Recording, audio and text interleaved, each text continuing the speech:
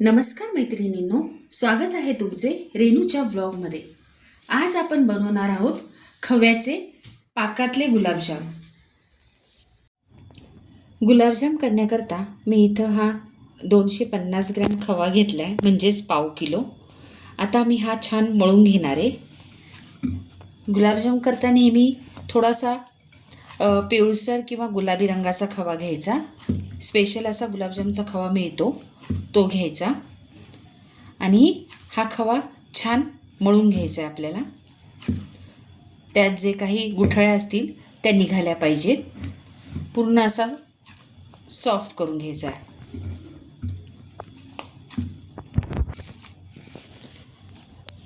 पाव किलो खव्याकरता मी इथे अर्धा कप मैदा घेतलाय, तो ह्यामध्ये मी घालते। तो थोडा थोडा करून मी घालणार आहे। आता थोडा घेतला, आता हे छान मळून घ्यायचंय परत। मी ह्याच्यामध्ये सोडा वापरणार नाहीये ह्या पिठामध्ये।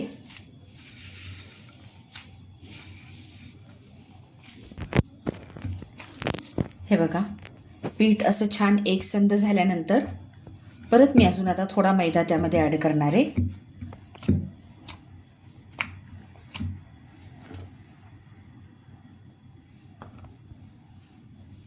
असा 2 वेळा मी मैदा ॲड केला, 2 टप्प्यांमध्ये।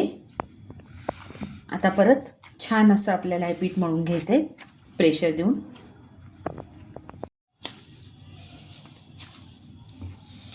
कपच्या मेजरमेंटनी समजा आपण 3 कप खवा घेतला तर त्याला 1 कप मैदा घ्यावा लागेल।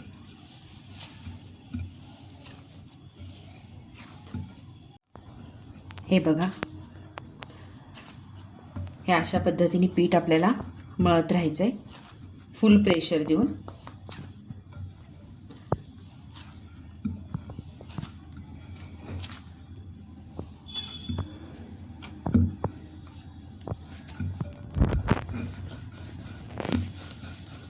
हे बघा, असं छान पीठ मळून झाले। आता ह्याला एक आपल्याला 10 मिनिट झाकून ठेवायचे। आता 10 मिनिट झाले आहेत। आपण गुलाबजाम घेऊ करायला। त्याकरता मी 1 टीस्पून घेतला आहे। त्यांनी आपण गुलाबजाम करता एक असा, म्हणजे बरोबर तेवढ्या साईजचे गुलाबजाम होतील। ह्या अशा पद्धतीने आपण ह्या मेजरमेंटनी गोळे काढून घ्यायचे।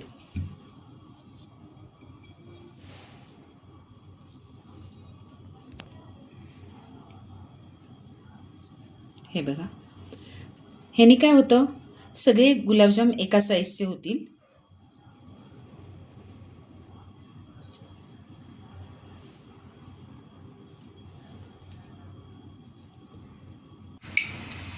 हे पहा, अशा पद्धतीने पाव किलो खवा आणि अर्धा कप मैद्याचे 50 गोळे तयार झालेत आणि सगळे एकसारखे झालेत। साईज सगळ्यांचा एकसारखा आलाय। आपण टीस्पूनचा वापर केला म्हणून। मी गॅसवर कढईमध्ये तेल ठेवले गरम करायला। तेल गरम झालं की आपण गुलाबजाम तळायला घेऊया। आपण चेक करूया तेल गरम झालंय का।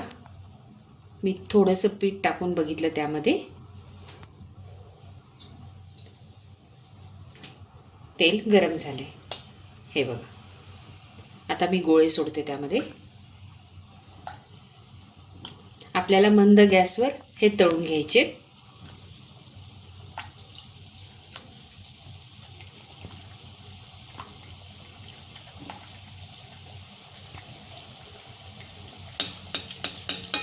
त्याला असं झाऱ्याने वरून तेल सोडत राहायचे।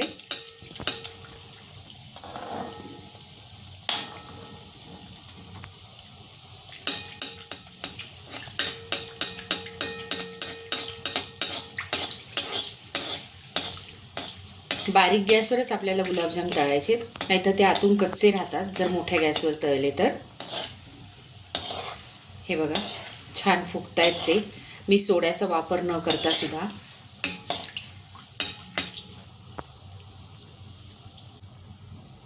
अशा पद्धतीने आपल्याला छान तांबूस रंग येईपर्यंत हे तळून घ्यायचे.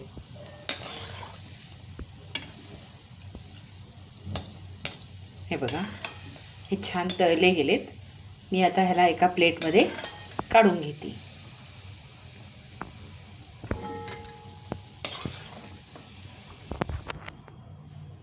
असेच आपण बाकीचे तळून घेऊया. पाक बनवण्याकरता मी एका भांड्यामध्ये हे 4 कप साखर घेते. गुलाबजाम आपल्या अंदाजे 50 झालेले आहेत.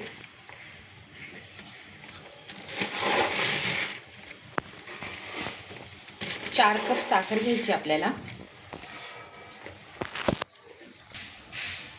4 कप साखरेला मी 3 कप पाणी घेते. ज्या कपनी, ज्या मेजरमेंटने आपण साखर घेतली त्याच मेजरमेंटनी आपल्याला पाणी घ्यायचे. हे बघा, साखर त्यात बुडाली पाहिजे. आता मी गॅस चालू केला आहे आणि आपल्याला सतत ही साखर अशी ढवळत राहायची आहे. हे बघा, साखर पूर्णपणे विरघळली आहे. आता आपल्याला मंद गॅसवर हे उकळत ठेवायचे. आपल्याला एक तारी पाक तयार करून घ्यायचा आहे. हे पहा, हे अशा पद्धतीने तयार झाले. आता मी त्यामध्ये थोडंसं केसर घालणार आहे.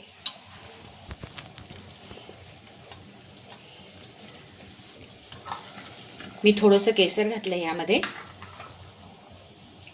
केसरमुळे त्याला कलरसुद्धा थोडा छान येतो पाकाला आणि केसरचा स्मेलसुद्धा छान येतो. आता मी थोडी विलायची पावडर घालते. मी विलायची साखरेमध्ये मिक्स करून मिक्सरमधून बारीक करून घेतली आहे.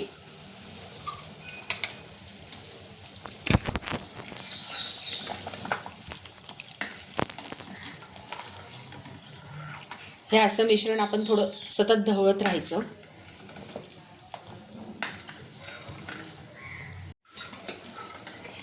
हे बघा, छान कलर आलाय. मी आता चेक करते. हे बघा, पाक रेडी झालाय. मी आता ह्यामध्ये सगळे गुलाबजाम सोडते.